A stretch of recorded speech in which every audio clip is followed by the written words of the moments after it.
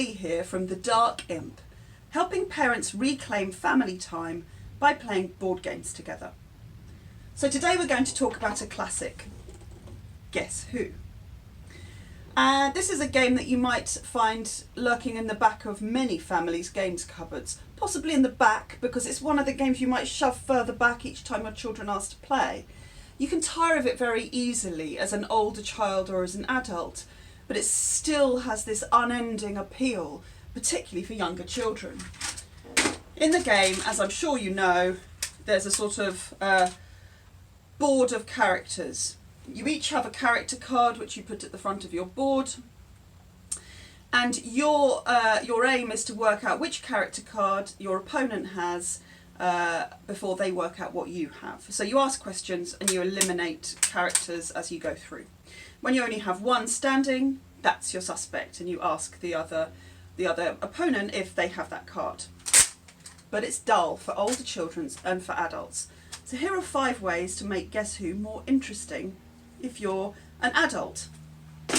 Okay, first of all, you could use condition cards. So the adult or older child gets given a card. You make these yourself.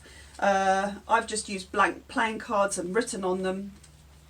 So for example, ask a question about their left ear, or ask a question about the last letter in their name.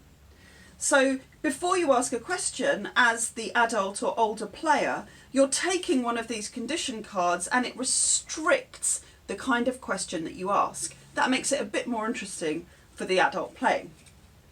Option 2. The child can lie just once during the game. You know, when you're playing Guess Who, you have to ask questions that are yes/no answers. Now, is he wearing a hat? Yes or no? Is it a boy or a girl? No. Is it a boy? No. And then you put the ones down that you rule out. If the child is allowed to lie once, the adult will need a pen and paper, and they won't be able to put anything down. They won't know when the child has lied. At each point, at each yes/no answer, they'll have to work out what the possibilities are and ask questions that narrow down the field so that you still only end up with one. It's pretty tricky, but it's worth a shot. That's playing if the child can lie once. The third option for the adult is just getting rid of your board completely.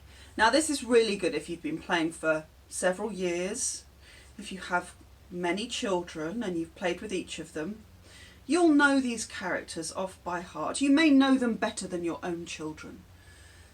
And so you won't need to look at the cards when you play. You can ask questions from memory and you can make notes writing down which ones you've eliminated. This is more challenging and it's quite fun for adults. It tests them. If you want a stage further, then you should do it without any pen and paper and do it as a mental Guess Who for the adult. Okay, option 4 is that the adult can play with conditions imposed upon the outcomes of the question. So, for example, they can roll a dice and whatever number comes up is the number of characters that need to be put down or that need to stay up. So, for example, you could ask a question. If you roll a dice and you get a 5, you could ask, for example, is 1, 2, 3, 4, 5. Is your character wearing a hat? And then, if the answer is yes or no, you either put down 5 or you leave up 5. So, no, my character is not wearing a hat. 1, 2, 3, 4, 5. Oh, I pushed down 2 more then. There we are. I've put down 5. That's okay, the adult's still in the game.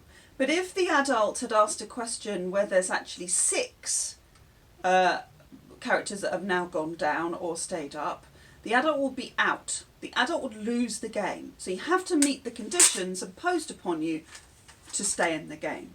You could play with a 6-sided dice. That's probably the easiest. Play with a simple 6-sided dice. Right. And finally, the child could take 2 characters. So let's say the child has these two characters, Anne and Bernard. And the adult has to ask questions, still yes, no answers. That say, do both of your characters have a hat? No. So we know that at least one of these doesn't have a hat.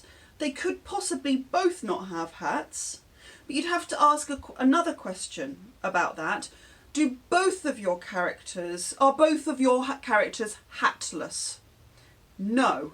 So we then know that one of them's wearing a hat. And again, you're going to struggle to put things down unless to put the things down unless you happen to know that neither of them are wearing a hat, for example. You'll need a pen and paper to keep track of the things that you know, and you'll have to ask very careful questions to work out which two characters the child has. So that's 5 ways to make Guess Who much more interesting for adults.